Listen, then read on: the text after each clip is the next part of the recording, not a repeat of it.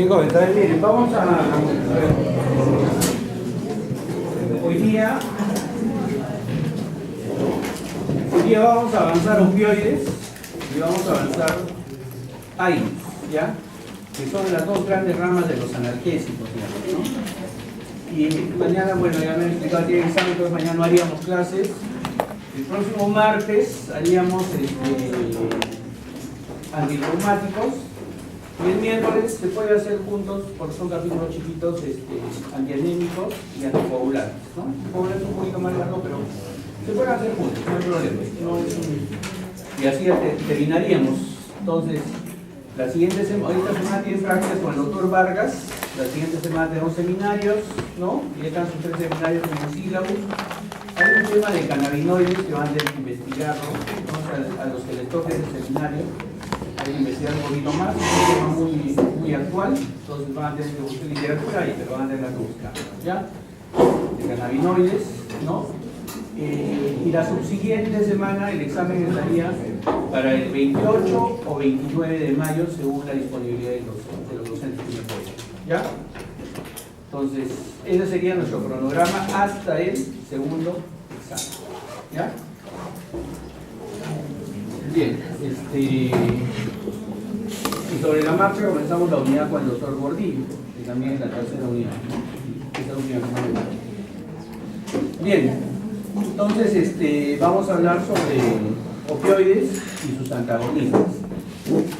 O sea, las clases de hoy día todas versan sobre analgesia, ¿no? Sobre disminuir el dolor, sobre disminuir esa sensación molesta hacia el paciente, ¿no? El dolor es una sensación desagradable que es somatosensorial, es decir, se origina en algún lugar del cuerpo y se va amplificando, ¿no? Entonces tenemos, como ya hemos visto en neurofisiología, tenemos receptores periféricos de dolor y de inflamación.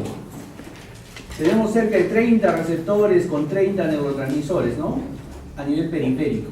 Uno de esos son los receptores para opioides, para sustancias endógenas, ¿no? Y esto va a la neurona periférica, esto le va a hacer discurrir la sensación dolorosa hasta la médula espinal, ¿sí? donde hace su primer puerto, su primera sinapsis. En la médula espinal viene una transducción de la sensación desagradable que viene y se convierte en dolor. Y en la médula espinal, en el asta dorsal, nosotros podemos hacer de que aumente o disminuya esa sensación desagradable, ¿no? Entonces, cuando se traduce ahí, sube la sensación, ¿sí? Por los haces laterales, se decusan y sube por los haces laterales hasta nuestro tálamo, ¿no? ¿Sí? Y ahí sentimos nuevamente el dolor. Y el dolor vuelve a migrar hacia nuestra corteza para hacerlo consciente, para nosotros expresar nuestro dolor. Entonces el dolor tiene todo un camino que sigue y varios lugares donde podemos detenerlo. Entonces, en estos dos fármacos que vamos a ver, estos dos fármacos, más uno que vamos a ver en sus seminarios, que son los anestésicos locales, versa todo lo que es dolor actualmente, ¿sí? Nosotros hemos cambiado toda la terminología de dolor y todos los pacientes, porque antes el dolor era, sí, toma tu aspirina, sí, toma tu paracetamol, ¿no? Y nos olvidamos de eso. Pero ahora tenemos una gran cantidad de pacientes con cáncer, ¿sí? Y estos pacientes con cáncer requieren un tratamiento de dolor más agresivo, más invasivo. Entonces, tú te llenas, antes nuestro consultorio de dolor tenía un paciente por día, 2 pacientes por día, ¿no? Y un procedimiento glosado de repente. Pero ahora un consultorio de dolor, un consultorio, porque todavía no es unidad de dolor, tiene por día 20 pacientes. Y a veces se queda el paciente sin atención por falta de cupos, ¿no? Y eso en un hospital como acá, como los chiquitos que tenemos, ¿no? Pero ustedes se van al INEM, por ejemplo, y las unidades de dolor son gigantescas, pues 100 pacientes de dolor por día. Y todo gira sobre el tratamiento sobre opioides y sobre AINES, ¿no? Entonces son medicamentos muy modernos, ¿sí? Y ustedes van a ver que tenemos medicamentos incluso, que recién acabo de leer las directivas, por ejemplo, de farmacovigilancia del Ministerio de Salud, que han salido ayer, ¿no? y te da algunos AINES, te da algunos opioides como medicamentos de riesgo, ¿no? Cosas que ustedes ya van a leer, pero que recién se han puesto en evidencia en el país, ¿no? Y por eso recién saca su boletín el Ministerio de Salud. Entonces, ¿de dónde vienen estos medicamentos? Estos opioides, estos opiáceos. Son derivados del opio, ¿no? Son derivados del opio. ¿De dónde viene el opio? ¿De dónde viene el opio? No me van a decir un chino japonés, ¿no? ¿De dónde viene el opio?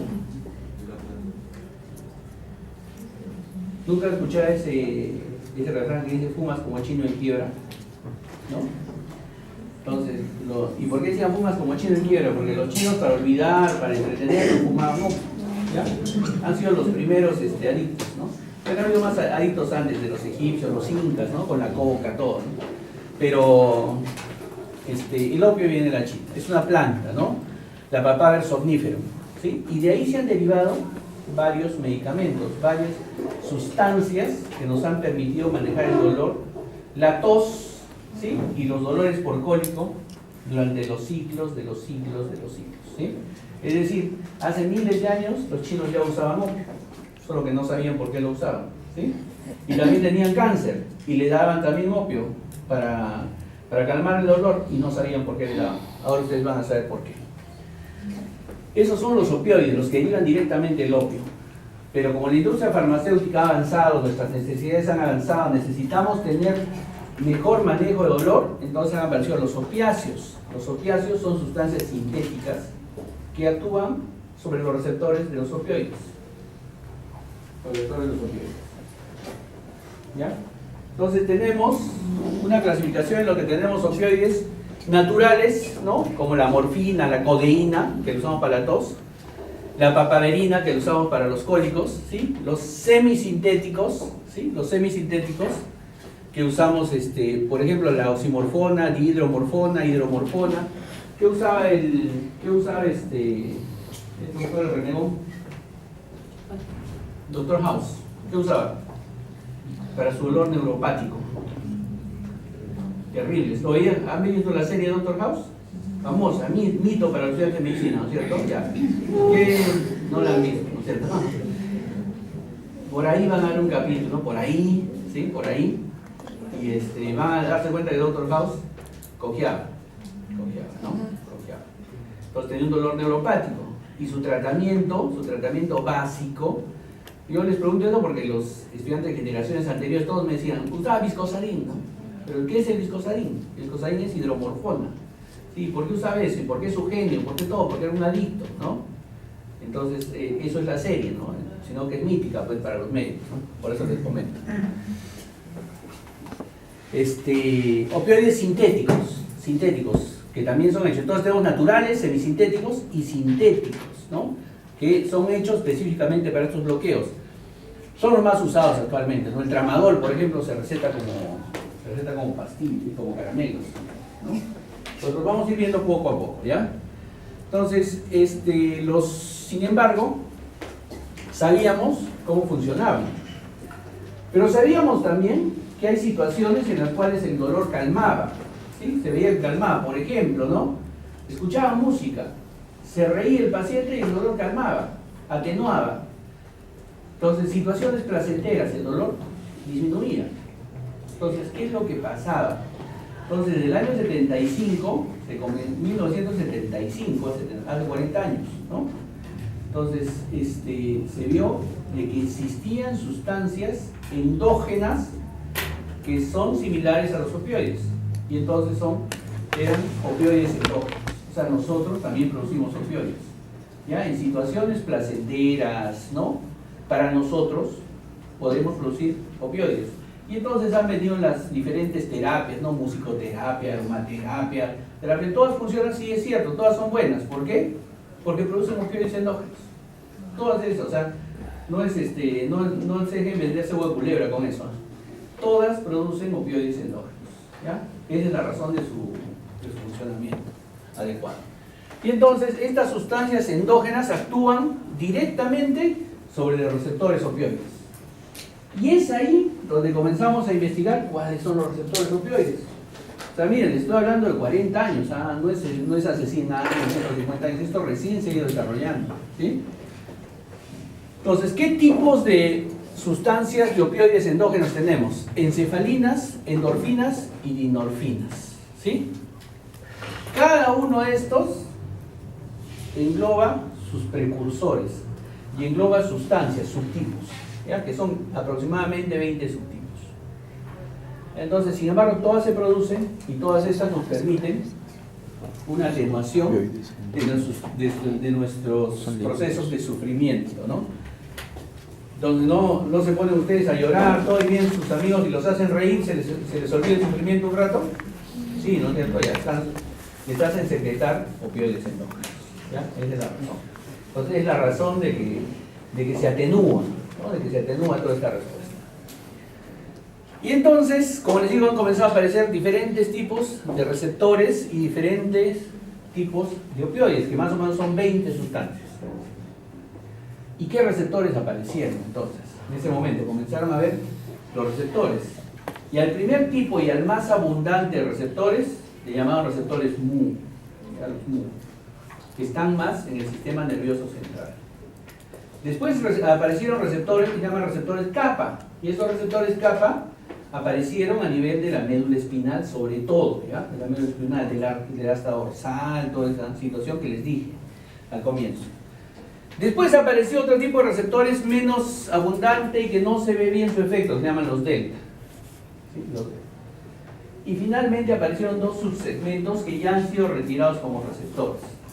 O sea que si usted lee un libro hace 5 años, ya no les va a servir para estos receptores, ¿ya? Porque aparecieron dos receptores, sigma y teta, que finalmente se han visto que son solamente aditamentos de estos receptores.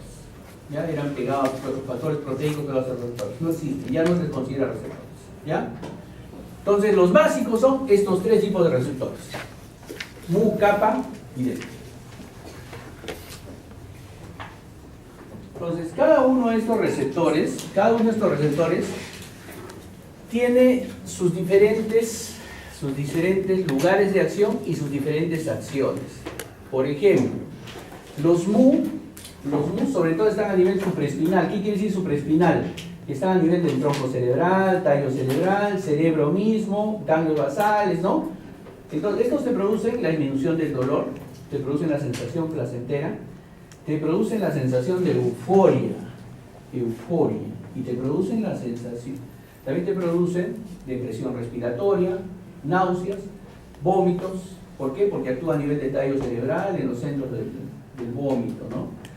Entonces, y esto te puede producir dependencia, ¿no? Sobre todo los Mu te producen mucha dependencia, porque estas drogas producen dependencia física y psíquica, ¿ya? Son muy rápidos, producen adicción estas drogas. ¿Cómo nos dimos cuenta que producían adicción? Porque la heroína, ¿dónde había heroína? Eso se tiene que haber leído, pero ¿dónde había heroína? Opio, heroína, eso ni por curiosidad lo leen, chicos. Todos los países asiáticos consumían heroína, ¿no? Y después ya la llevaron a Estados Unidos, seguro. Muchos de los artistas que han muerto, últimamente han muerto por sobredosis de heroína, ¿no? Y de cocaína. Bien, entonces produce mucha dependencia física. En los kappa, sobre todo los kappa más están asociados a analgesia, pero a nivel del asta dorsal de la médula espinal, los receptores kappa. Miren, más, no estoy diciendo que totalmente, ¿no? Porque el kappa también a nivel central. Y los delta, como les digo, los sigma, que ya no se consideran, y los delta, que todavía su papel no está muy bien establecido, ¿no? Entonces tenemos el kappa, mu, delta y el sigma, que ya se está retirando con el concepto de que es un receptor, ¿sí? Entonces, ¿qué es lo que hacen los opioides, los receptores opioides? ¿Cómo trabajan? ¿Sí? Los receptores opioides van cambiando su configuración de acuerdo al lugar donde se encuentren, ¿sí? De acuerdo al lugar donde se encuentren. Y no solo trabajan en el receptor opioide, sino tienen múltiples lugares donde trabajan. Sin embargo, su funcionamiento es en práctica, en grande, en macro, es prácticamente el mismo para todos. Pero tienen algunas particularidades, ¿sí? La mayoría de los receptores opioides actúan a través de las proteínas G, ¿no? Proteína G. Entonces, si actúan a través de la proteína G, van a actuar con la adenilciclasa y van a actuar con nuestro AMP cíclico, ¿no? Y este segundo mensajero es el que nos va a permitir la apertura o cierre de algunos canales. Entonces, estos receptores opioides, así como los vemos, entonces tienen afinidad. Y entonces, cuando tienen esta característica de afinidad, quiere decir que hay unas drogas que actúan más sobre un receptor que sobre otro receptor. Más actúan a nivel espinal que a nivel cerebral, por ejemplo. Más actúan en el receptor kappa que en el receptor mu. ¿Por qué hemos querido ver esto? Porque para nosotros, los médicos, es un poco incómodo que nuestro paciente nos haga dependencia. ¿Por qué te hace dependencia un paciente? ¿Por qué creen que hace dependencia? Primero, física. Dependencia física, ¿qué hace? Porque de repente es un paciente con cáncer, un paciente con un dolor crónico, que si no tiene este medicamento, pues no va a poder hacer su vida usual. Dependencia física. Y dependencia psíquica, que el paciente necesita esto para sentirse en un estado de ánimo adecuado para él, ¿no? Entonces, la euforia. ¿Qué receptor dijimos que era para euforia, los receptores opioides? El mu, ¿no es cierto? Entonces, nosotros hemos visto drogas que sean más afines a los receptores kappa y menos afines a los receptores mu, para no producir mucha dependencia psíquica, que el paciente no sienta esa necesidad de tener un estado de ánimo más alegre, mejor, por los receptores mu. ¿Ya? Entonces eso quiere decir afinidad, que estas moléculas actúan más en un receptor que en otro. Tienen actividad intrínseca, es decir, se une al receptor y dentro de la célula produce no solamente la apertura o cierre de canales, sino se ha visto que produce alteraciones en el ADN. ¿Ya? Alteraciones en el ADN. Y entonces, esto ha hecho que haya un tercer término que se llama interacción fármaco-receptor. Esta interacción fármaco-receptor ha creado 4 tipos de drogas. Los agonistas puros. ¿Qué son agonistas? Los que excitan al receptor totalmente, ¿no es cierto? Agonistas parciales. Agonistas parciales quiere decir que actúan pero no potencian totalmente al receptor. O sea, la actividad no es la totalidad. Agonistas antagonistas. ¿Qué quiere decir estas drogas agonistas antagonistas? Que un receptor son agonistas y en otro receptor son antagonistas, bloquean otro receptor. ¿Ya? Y antagonistas puros. ¿Qué son los antagonistas puros? Que bloquean el receptor y no dejan que haya acción del receptor, de la droga. Entonces, esas son las características del receptor opioide, ¿no? Entonces, hay células en otros lugares del cerebro, en algunos lugares del cerebro donde los opioides actúan como moduladores de algunas neuronas, ¿ya? Como modulación de algunas neuronas. También tienen esa acción de modular. Finalmente, entonces, este es nuestro receptor, su estructura de nuestro receptor de opioides, ¿sí? Entonces, con su proteína G, sus 7 dominios, ¿no? Lo que ya hemos visto, ¿no? Su GMP cíclico, su adenilciclasa y su AMP cíclico como segundo mensajero. Eso es en grande. ¿Y qué es lo que hacen los opioides entonces? ¿Qué es lo que hacen los medicamentos opioides? Al activar a nuestra proteína G. Básicamente tienen 2 funciones, presinápticas y postsinápticas. Bien complicado el sistema nervioso central, ¿no? En diferentes sitios hacen cada cosa, ¿no? Entonces, ¿qué hacen los opioides presinápticos? Bloquean canales de calcio, ¿ya? Su receptor presináptico. ¿Y qué hace el receptor postsináptico? Mu. ¿Qué hace el postsináptico? Abre canales de cloro. Abre canales de potasio. Abre canales de potasio. Entonces, si bloqueo los canales de sodio, estos son los receptores mu, y bloqueo los canales de sodio, ¿qué es lo que pasa? De calcio, ¿qué es lo que pasa? No se libera. No se va a liberar el neurotransmisor. ¿Cuál es el neurotransmisor excitatorio del sistema nervioso central? El glutamato. Entonces no se libera el glutamato. ¿Hay más neurotransmisores excitatorios? Sí, la sustancia P también es un neurotransmisor excitatorio, ¿ya? La sustancia P. Esto es a nivel presináptico. Y a nivel posináptico, abre canales de potasio y sale potasio. Y si sale potasio, ¿qué pasa con la neurona posináptica? Se hiperpolariza, ¿no? Y entonces no hay neurotransmisión. No hay neurotransmisión. ¿Sí? Entonces, ese es básicamente el mecanismo de acción de nuestros receptores opioides. ¿Dónde más actúan nuestros medicamentos opioides? También actúan sobre los alfa-2, ¿ya? En menor cantidad. ¿Qué hacen los alfa-2? Claro, entonces inhiben, ¿no?, a la liberación de noradrenalina. Entonces actúan sobre ellos. La noradrenalina también es un neurotransmisor excitatorio, ¿sí? Y entonces producimos que haya una disminución de la actividad, ¿no?, en la hendidura sináptica. Ese es el mecanismo, esa es su farmacodinámica de nuestros medicamentos opioides, ¿sí? Ambos, todos los receptores actúan sobre el AMP cíclico, sobre la proteína G. Entonces, cierran canales de calcio, abren canales de potasio, hiperpolarizan las neuronas y evitan que se libere glutamato, ¿sí? A nivel pre y post sináptico de su acción, ¿ya? Entonces, eso es lo que produce finalmente la analgesia en el paciente.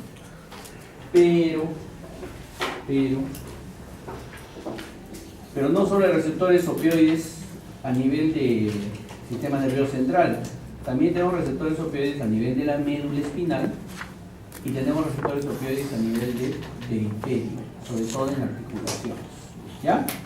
Y ahí también trabajan con nuestros receptores, sobre todo los receptores opioides kappa, ¿sí?, que actúan igualito, idénticamente, solo que su ubicación es en kappa, y como es la médula espinal, no produce tanta estimulación del sistema nervioso central y no produce mucha euforia. No produce tanta depresión respiratoria, ¿ya? Y los efectos colaterales de estas acciones en el sistema nervioso central, les vuelvo a reiterar, eran depresión respiratoria cuando hay sobredosis. Producen también náuseas y vómitos porque excitan al área postrema del vómito, ¿sí? Entonces, eso no se ve mucho cuando los actuamos a nivel de la médula espinal. Entonces, dijimos, eso vamos a evitar en los pacientes con cáncer, ¿no? ¿Y qué hacemos en los pacientes con cáncer? Les ponemos opioides porque son los medicamentos más potentes que tenemos. ¿Cómo les ponemos de frente a la médula espinal? Les ponemos un catéter, ¿no? En la médula espinal les ponemos un catéter en el espacio epidural, ¿no? Y le sacamos y acá le ponemos una bombita, ¿no? Y entonces ahí les vamos llenando su medicamento y les vamos aplicando el medicamento, ¿sí? Cada semana vienen y se van con su bombita llena para que tengan toda la semana ahí a nivel epidural, ¿no? Entonces, eso también hacemos acá, no creen que estamos en la edad de piedra.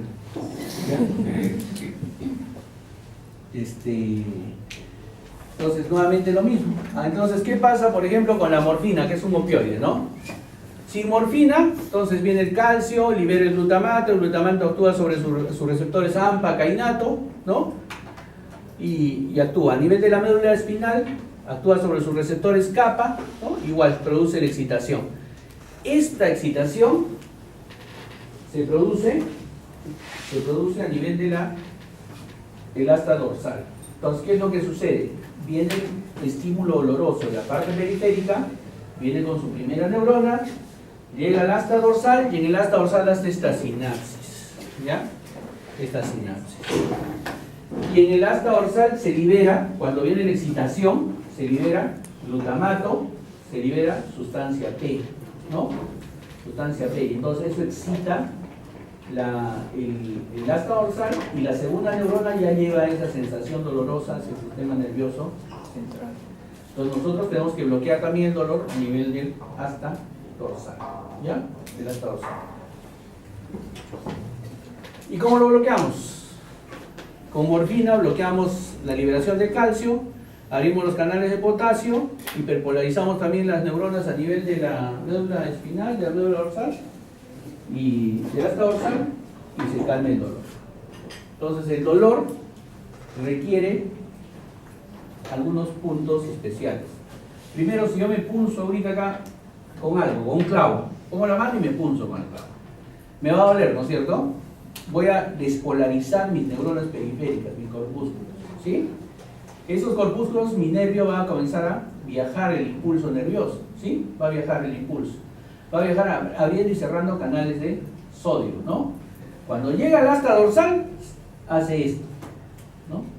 Viene la lo traduce el dolor. Y ahí es donde viene y puede hacerlo más grande o más chiquito. ¿Ya? Esa es la amplificación del dolor en el asta dorsal. Después del asta dorsal nuevamente sigue viajando por canales de sodio la sensación hasta el tálamo y la corteza cerebral, ¿no? Donde también estimula a los receptores del dolor. Entonces, esa es la función del dolor. Entonces, ¿dónde podemos calmar dolor? Calmamos el dolor a nivel periférico, bloqueando canales de sodio, lo vamos a ver en el seminario con los anestésicos locales. Podemos calmarlo en el asta dorsal, ¿no? En el asta dorsal, y podemos calmarlo a nivel central. Entonces hay varios sitios donde podemos calmar el dolor. Bueno, y entonces esto es más o menos lo que quería decirles de los receptores opioides. Y en base a esto nuevamente volvemos a ver entonces. Existen drogas agonistas puras, es decir, que se dedican a bloquear los receptores opioides para que no se transmita el dolor, ¿ya? Que no liberen glutamato. Son puros. Esa es su función. En todos los receptores. Mu, kappa, delta. Existen agonistas parciales, en los cuales trabajan sobre los receptores, pero no les producen todo su trabajo, ¿no? Es un efecto un poco más suave, más leve, ¿ya? Tenemos agonistas antagonistas. Activan un receptor y bloquean el otro, sobre todo para prevenir la dependencia física y psíquica del paciente, ¿ya? Son un poco menos potentes, pero actúan sobre un receptor y bloquean otro receptor. Agonista, antagonista, ¿ya? Principalmente actúan sobre el receptor kappa y bloquean al receptor mu. ¿Ya? Esas drogas también las tenemos aquí en tal. Y tenemos los antagonistas. Los antagonistas son las drogas finalmente, los antagonistas son las drogas que bloquean totalmente el efecto de los receptores. Por ejemplo, un paciente se te durmió mucho, tiene mucho sueño, mucha depresión respiratoria, le pongo esa droga para revertir el efecto. Es su antídoto, los antagonistas, ¿sí?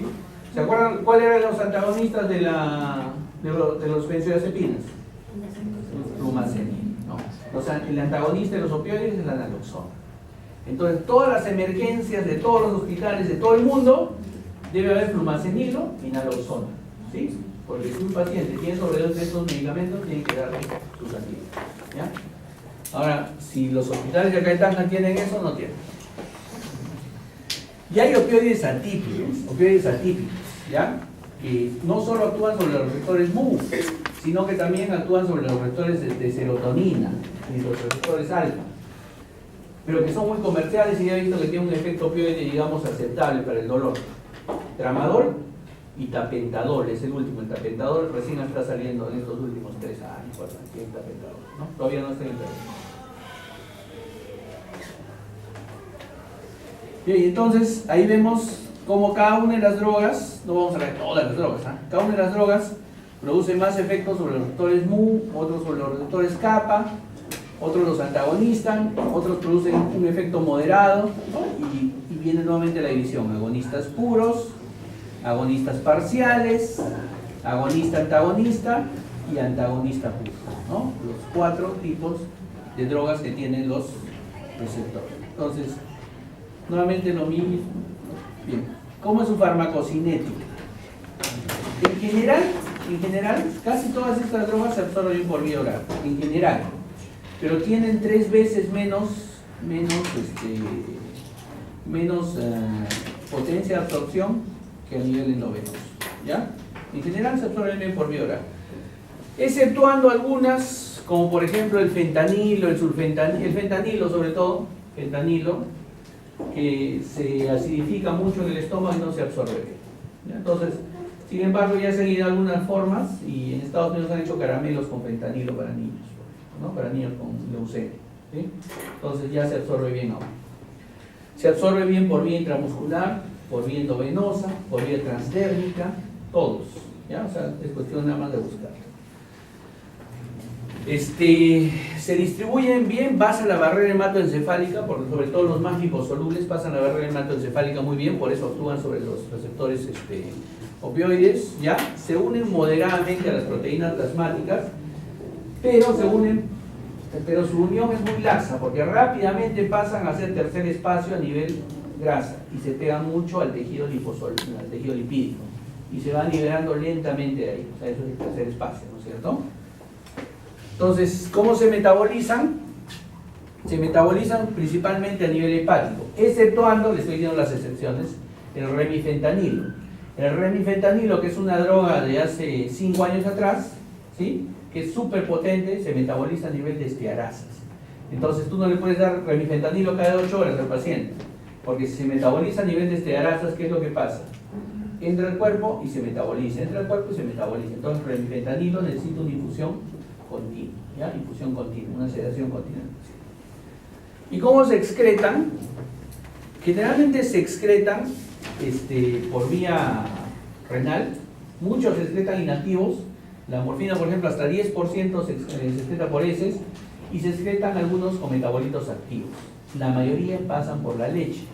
Entonces, una paciente que esté tomando opioides, no es recomendable que dé lactar a su niño. ¿Por qué? Porque le va a producir dependencia física y dependencia psíquica, ¿ya? Los opioides producen eso. Son drogas muy adictivas, ¿ah? Muy adictivas. ¿Cuáles son los efectos adversos de los opioides? Bueno, el principal, los menores, digamos, son las náuseas, vómitos, actúan a nivel del intestino, producen estreñimiento, mareo, algunos producen confusión, algunos opioides como la meperidina o la morfina producen metabolitos neurotóxicos y producen convulsiones, ¿ya? Producen convulsiones. Tienen que saber, por eso les decía el otro día en la práctica, les digo, ¿no? O sea, ustedes tienen que saber cuáles son los efectos colaterales de cada medicamento, ¿no? No vayan a decir que cada persona que convulsiona es porque es epiléptica, ¿no? Ustedes tienen que ver qué tratamiento está tomando el paciente. Ya siendo epiléptico de larga data, bueno, ya a ciegas dicen es epiléptico, ¿no? Pero ustedes tienen que hacer, si ven una convulsión por primera vez, tienen que ver todo el entorno, qué es lo que está pasando, ¿sí? Entonces ya hemos visto que hay otras drogas también que pueden producir convulsiones, ¿ah? Y hay algunos efectos mayores, efectos adversos mayores, como son la depresión respiratoria y como son la dependencia psicológica y física. Muy adictivos, les vuelvo a reiterar, son muy adictivos. Muy adictivos. Entonces,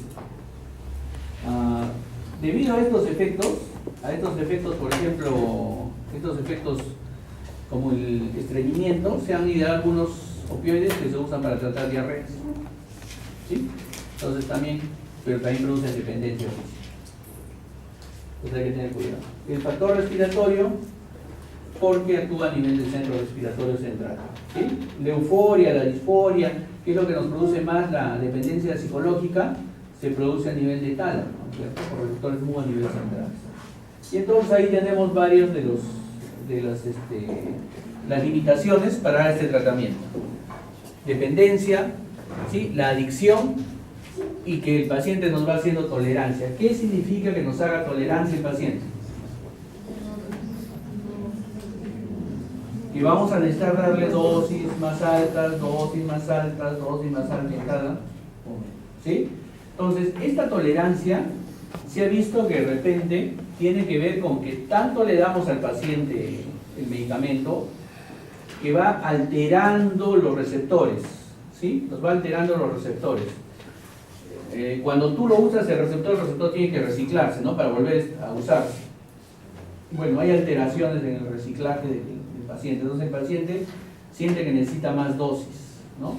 Y entonces, y se ve que la analgesia no es la misma, entonces vamos a tener que irle manejando, ¿sí? La analgesia. Nosotros hemos ideado un mecanismo para ir rotando, ¿no? Por ejemplo, estoy dando morfina y vemos que ya no está funcionando, le damos oxicodona, ¿no? Vemos que ya no está funcionando, le damos buprenorfina, ¿no? Vemos que ya no está funcionando, regresamos a la morfina, ¿no? Y entonces, así evitamos una tolerancia más, se llama rotación de opioides para evitar eso. Sin embargo, como les digo, estas drogas son muy modernas, pero son muy peligrosas, muy adictivas. Esto ha hecho que el Perú sea uno de los países que use menos de estas drogas, ¿ya? O sea, ustedes ven la importación de opioides en el mundo y Sudamérica es la que menos usa. Y entre Sudamérica, Perú creo que es el octavo o noveno país que es el que menos opioides usa. Tenemos mucho temor a la adicción, a la dependencia. ¿Existe intoxicación aguda por opioides? Sí, ya, existe intoxicación aguda. Muchos pacientes se nos mueren de eso, sobre todo de la depresión respiratoria. El tratamiento es con naloxona, su antagonista puros. Vamos a hablar de algunos fármacos específicos, ¿sí? Entonces vamos a hablar de algunos como son los opioides, de algunos grupos farmacológicos, como es los alcaloides naturales, como es la morfina, ¿sí? La codeína, la oxicodona, la hidromorfona, todos estos los usamos nosotros acá en Perú. Los derivados de la fenilpiperidina, petina y fentanilo, también los usamos bastante. Petina en emergencia, fentanilo en sala de operaciones, ¿ya? Derivados de la difenilpropinalamina. La metadona acaba este año de salir del mercado. Era muy neurotóxico, producía demasiadas convulsiones. Entonces le estoy nombrando porque está en su libro, pero no les voy a preguntar nada de esto porque esto ya salió del mercado, ¿ya? Este año, recién. ¿Ya? Algunos, como la buprenorfina, que es una droga excelente, un agonista antagonista excelente, la nalbufina, ¿sí? Bueno, y las drogas más similares, más nuevas, parecidas a los opioides y que nos han dado muy buenos resultados, son menos potentes. Tramadol y tapentadol, ¿ya? Esas drogas nada más van a excluir. El resto ya son... Pero ¿y nosotros cómo manejamos el dolor? O sea, los médicos tenemos que ir calculando qué es lo que necesita nuestro paciente. No nos vamos a ir de frente al analgésico más poderoso. Entonces, acá, la vedette, el mejor analgésico hace más de 200 años es la morfina, ¿sí? Y seguimos usando la morfina, ¿ya? Es la vedette, es lo mejor que tenemos, ¿ya? Ustedes van, nosotros en los hospitales de Perú nos peleamos por tener morfina en nuestro arsenal, ¿sí? Entonces, porque la morfina representa un valor absoluto de 1. O sea, morfina para nosotros es como una analgesia de 1. Y de ahí vemos quién es más potente y menos potente, ¿ya? Entonces la morfina es excelente como analgésico, ¿sí? Pero tenemos analgésicos poderosísimos, como por ejemplo la heroína.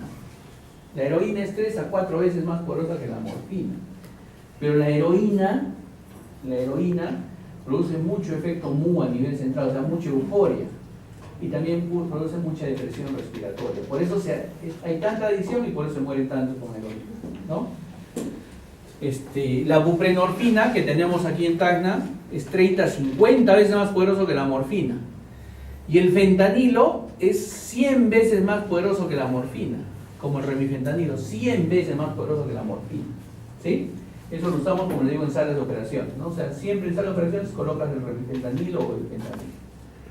Y el sulfentanilo, que es un medicamento que ahora ya salió en presentación por vía oral, ¿sí? Todavía no llega al Perú. El sulfentanilo es hasta 1000 veces más poderoso que la morfina, ¿sí? Entonces, como analgésico es excelente, pero también es muy adictivo. Ahora, si ustedes me pueden ver en mis pacientes, ¿Cuánto hemos visto adicción? ¿De qué hemos visto? De todito he visto adicción. De todito, de todas esas drogas, ¿eh? Toditas esas drogas. ¿Quiénes son menos poderosos que la morfina? El tramadol es 1/10 de la morfina, ¿sí? La petidina es la mitad de la morfina. La codeína es 1/10 de la morfina, 10 veces menos poderoso que la morfina. O sea, de la morfina para arriba hay medicamentos y de la morfina para abajo hay medicamentos. Entonces, ¿qué preferimos usar nosotros primero? Los menos poderosos que la morfina, después la morfina y después vamos escalando, ¿no? Vamos escalando el paciente que requiera más. ¿Ya? La codeína, por ejemplo, es un medicamento antitusígeno, ¿no? A dosis más bajas trabaja en el centro de la tos, ¿sí? Pero a dosis un poquito más altas se usa como analgésico, porque trabaja sobre los receptores. La codeína finalmente su metabolito es morfina. ¿Ya? Morfina. Y también hemos visto adictos a la morfina que se andaban robando los jarabes de los chiquitos. En Beatriz se los tomaban, ¿no? También. ¿Ya? Y la mayoría de adictos que hemos visto en hospitales son personal de salud, ¿no? Son médicos, enfermeros, la mayoría. Porque tienen ahí todito, ¿no? Tienen ahí todito, o sea, pueden recetarse, pueden comprar, todo. ¿Ustedes saben la cantidad de muertes que ha habido de personal de salud por opioides? Es increíble, ¿no? Es increíble. Acá en Moris hace un mes una anestesióloga en Lima, ¿no? La encontramos con su jeringa acá, ¿no? Entonces, por eso digo, es muy común, ¿ya? O sea, la adicción de esto, ese es el temor para la receta de los opioides. Eso es lo que más nos atemoriza. La morfina se da por cualquier lado, es hidrosoluble, pero se absorbe por cualquier lado, más lentamente, pero se absorbe, ¿ya? La morfina. ¿Sí? Se metaboliza en el hígado, ¿sí?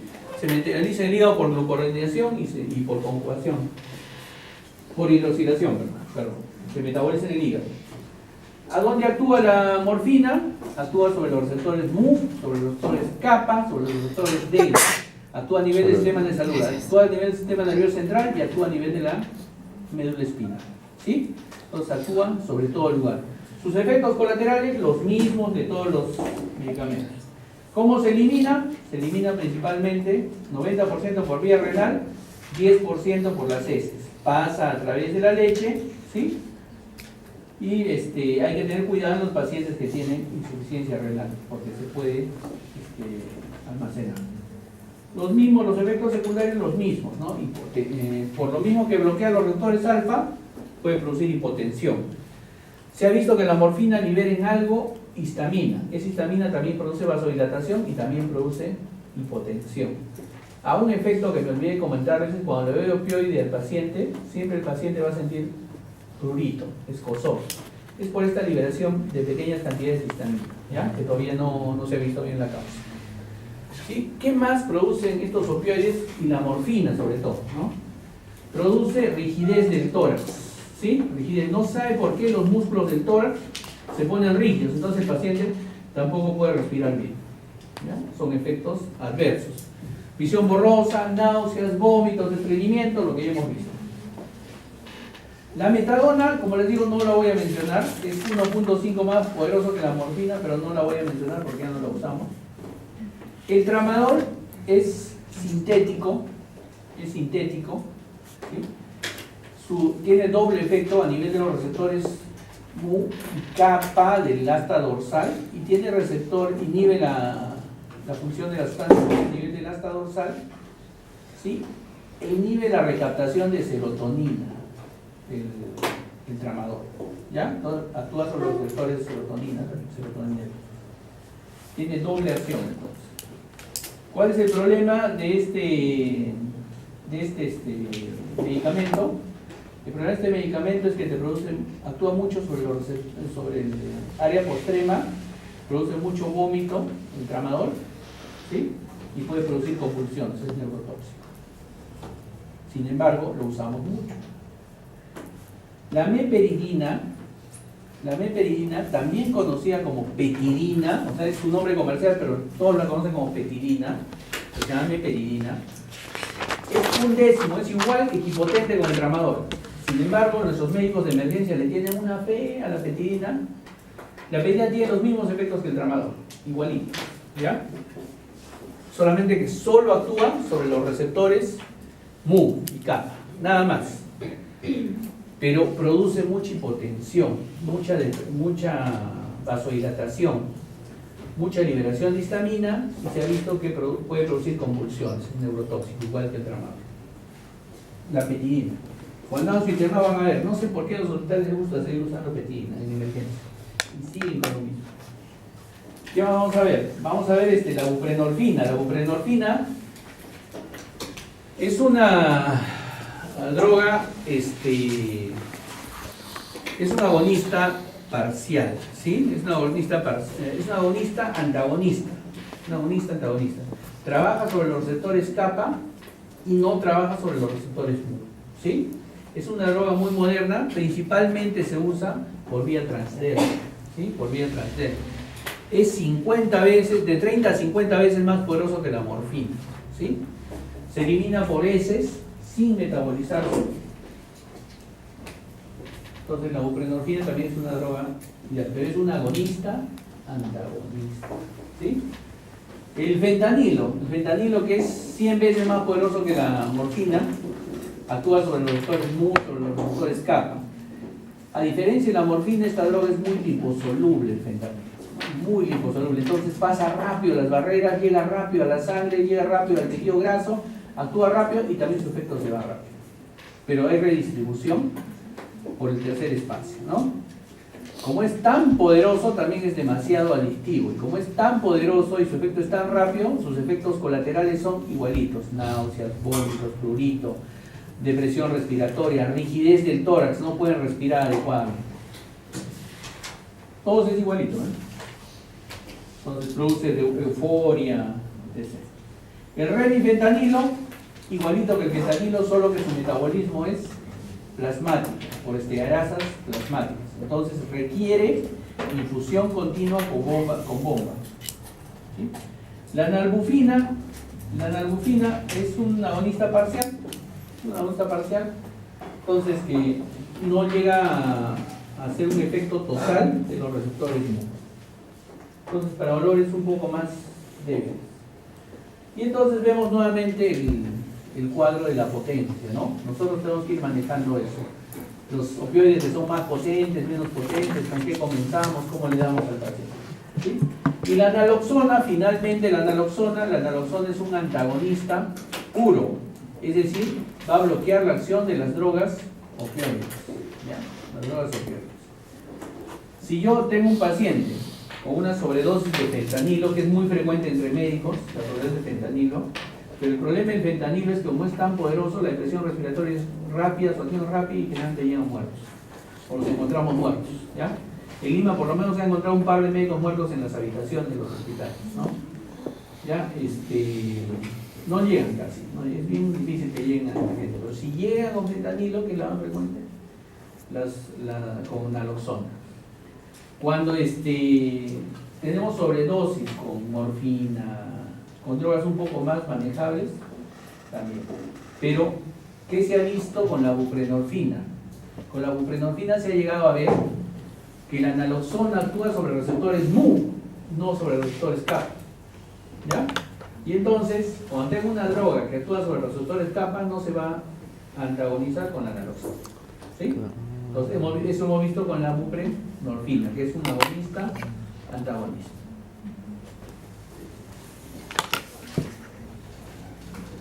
Y la eliminación de la naloxona es por vía renal, normalmente. Entonces, las drogas opioides son un grupo de drogas de vanguardia, ¿ya? De vanguardia. En mis tiempos, con penicilina nos bastaba, ¿no? Pero ustedes saben que ahorita el cáncer es una patología que ha tomado el segundo lugar ya de causa de muerte, ¿no? Causaría de muerte, el primer accidente de tránsito. Entonces, ha tomado el segundo lugar, ¿no? Pronto va a tomar el primer lugar. Y entonces la cantidad de pacientes con dolor crónico oncológico es inmensa. Entonces la habilidad de los médicos que tratamos en forma digamos, periférica a estos pacientes también ha crecido mucho, ¿no? Ha crecido mucho. Entonces tenemos que estar a la vanguardia de eso, ver qué drogas, cómo le vamos a dar. Todos son casi medicamentos controlados, ¿eh? ¿Sí? O sea, no es que ustedes los vayan a recetar tampoco, tómate 10 morfinas, la receta y los compran las 10 morfinas, ¿no? Son medicamentos controlados, ustedes están registrados, ¿no? A nivel de la DIREMIT, de las Direcciones Regionales de Medicamentos, se tienen que registrar y cuando ustedes recetan, los van chequeando, ¿no? Este receta más, este receta menos, porque recetó tanto, ¿no? Mensualmente le llega una notificación. Ustedes han recetado tanto, tienen tantos pacientes de este tipo, ¿no? Entonces, eso hace que esto se controle bastante. Y muchos médicos, por flojera de no llenar los formularios, no le recetan a sus pacientes, ¿no? Sin embargo, son drogas de vanguardia. Ustedes tienen que manejarlas. Ya tienen que manejarlas. Cuando salgan acá, tienen que estar manejándolas acá, esas drogas. Ya en los hospitales van a ver.